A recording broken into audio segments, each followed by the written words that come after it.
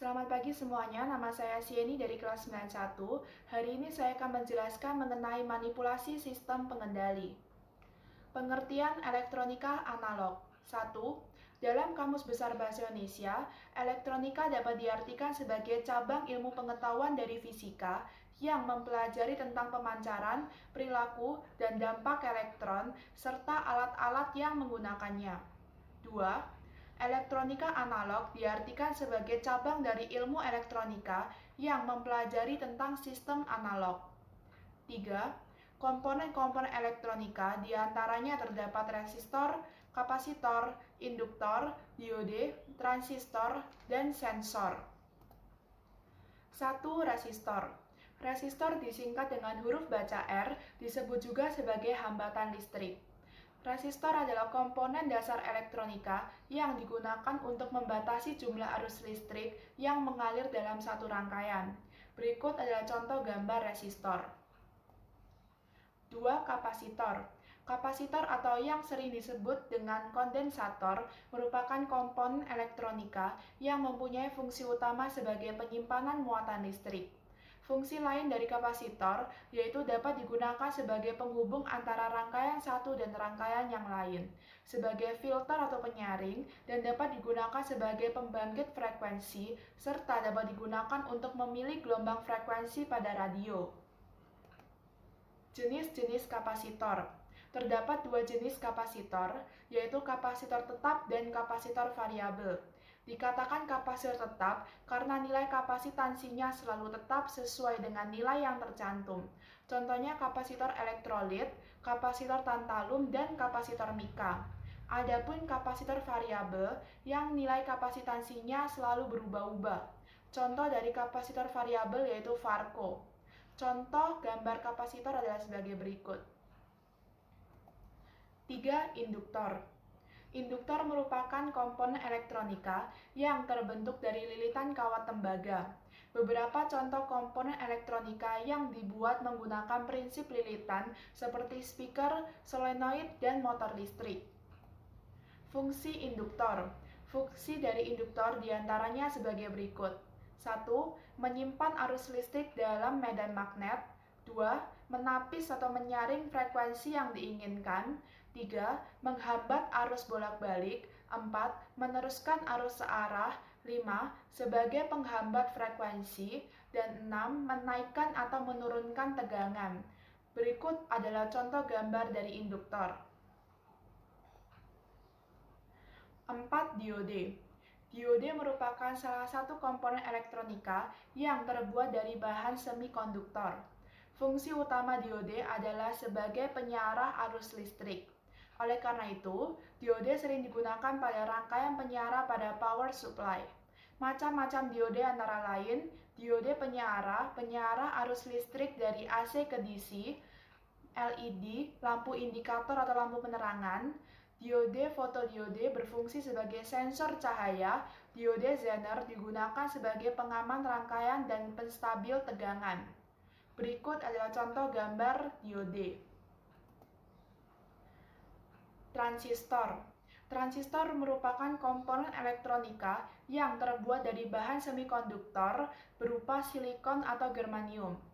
Transistor mempunyai 3 kaki, yaitu basis, kolektor, dan emitor. Fungsi dari transistor antara lain 1. Sebagai penguat audio, 2. Sebagai penguat arus, 3. Saklar elektronik, 4. Regulator atau penstabil tegangan, 5. Pembangkit frekuensi atau sinyal. Berikut adalah contoh gambar dari transistor.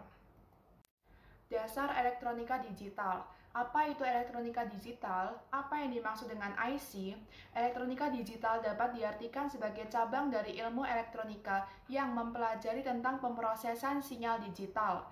IC atau Integrated Circuit merupakan komponen elektronika digital yang tersusun atas komponen elektronika lainnya seperti resistor, kapasitor, diode, dan transistor yang dikemas dalam ukuran lebih kecil. Berdasarkan aplikasi dan fungsinya, IC dapat dibedakan menjadi dua, yaitu IC digital dan IC linear. Pengertian IC digital. IC digital merupakan jenis IC yang tegangan masukan dari tegangan keluarnya hanya memiliki dua kondisi, yaitu tinggi dan rendah atau 1 dan 0. Beberapa contoh IC diantaranya terdapat IC gerbang logika, IC flip-flop, IC timer, IC counter, dan IC linear. Contoh IC digital. IC gerbang logika.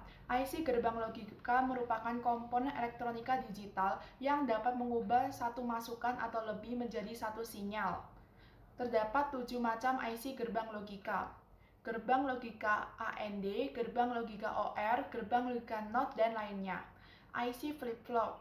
IC flip-flop merupakan suatu komponen elektronika yang dapat digunakan untuk menyimpan data sementara dan mempunyai dua keadaan stabil. Ciri-ciri IC flip-flop yaitu mempunyai dua keluaran, di mana salah satu keluarannya merupakan komplement dari keluaran. IC timer. IC timer dikenal sebagai IC pewaktu, yang merupakan jenis IC yang berfungsi untuk membangkitkan frekuensi atau detak. IC timer digunakan pada rangkaian elektronika yang membutuhkan pewaktu seperti jam digital, penghitung, dan lain sebagainya. IC counter. IC counter atau IC pencacah adalah jenis IC yang digunakan sebagai pencacah waktu. IC counter juga dapat digunakan untuk menghitung pulsa melalui masukan. IC linear. IC linear atau yang sering disebut dengan IC analog merupakan jenis IC yang mempunyai fungsi khusus sesuai dengan jenis dan karakteristiknya. Contoh IC linear diantaranya IC penguat audio, IC penguat operasional, IC driver motor listrik, dan IC regulator tegangan. Dasar pengendali. Sistem kendali atau yang sering disebut dengan sistem control merupakan peralatan yang digunakan untuk memproses, mengendalikan, dan mengatur kondisi dari suatu sistem. Secara umum, sistem kendali terdapat 3 bagian, input atau masukan, processing atau pemroses, dan output atau keluaran. Input berfungsi sebagai pembaca atau penerima rangsangan dari lingkungan sekitar. Processing merupakan bagian yang merupakan otak dari sistem pengendali. Sedangkan output merupakan bagian yang melakukan eksekusi perintah yang telah diberikan oleh bagian pemroses. Analisis sistem pengendali. Analisis sistem pengendali merupakan sebuah proses untuk melakukan penyelidikan atau investigasi pada sistem kendali. Dalam sebuah analisis sistem pengendali, hal yang perlu diterapkan adalah adanya kontrol umpan balik. Jenis sistem pengendali dibagi menjadi dua jenis, sistem kendali loop tertutup dan sistem kontrol loop terbuka. Sistem kendali loop tertutup sering dikenal sebagai sistem kendali umpan balik. Apabila terjadi kesalahan pada sinyal yang dihasilkan, sinyal kesalahan tersebut akan dikembalikan pada proses sebelumnya. Perbedaan antara sinyal masukan dan sinyal umpan balik digunakan agar dapat mengurangi kesalahan dan membawa keluaran sistem kepada nilai yang dikehendaki. Dengan kata lain, istilah kontrol loop tertutup berarti penggunaan aksi kontrol umpan balik yang digunakan untuk mengurangi kesalahan pada sistem kendali. Sistem kontrol loop terbuka merupakan suatu sistem yang keluarannya tidak akan berpengaruh terhadap aksi kontrol.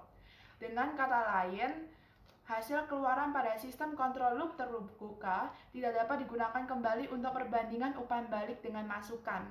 Kinerja sistem kontrol loop terbuka dipengaruhi oleh kinerja komponen dengan pertambahan waktu atau perubahan parameter dari sekeliling. Segitu adalah penjelasan dari saya mengenai manipulasi sistem pengendali. Terima kasih atas perhatiannya.